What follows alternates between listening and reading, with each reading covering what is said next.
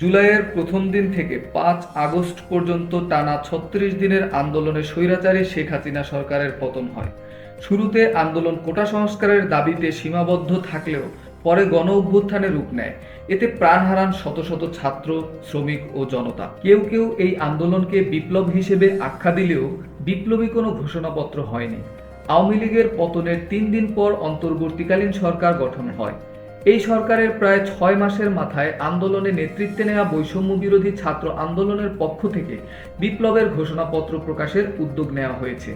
এরপরই এই ঘোষণাপত্র নিয়ে রাজনৈতিক অঙ্গনে তোলপাড় শুরু হয়। বৈষম্য বিরোধী ছাত্র আন্দোলনের সমন্বয়ক লুৎফর রহমান বলেন, আমরা চেয়েছিলাম ২৪শের গণ অভ্যুত্থানের সাথে ঘোষণাপত্রের একটি সম্পর্ক থাকুক।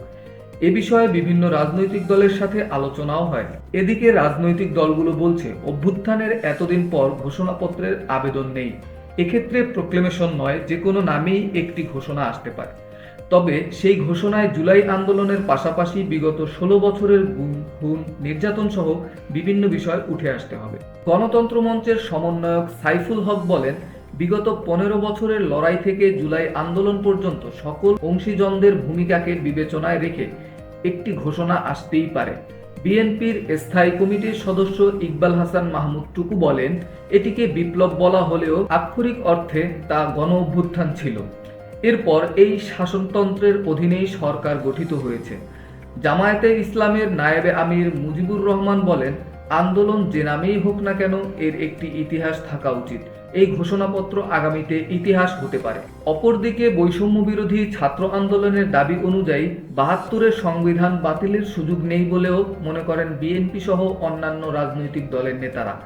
এ বিষয়ে বিএনপির স্থায়ী কমিটির সদস্য ইকবাল হাসান মাহমুদ টুকু বলেন, সিপাহী জনতা ও ৭ নভেম্বরের বিপ্লবের পরেও এই শাসনতন্ত্রের কবর রচনা করা হয়নি।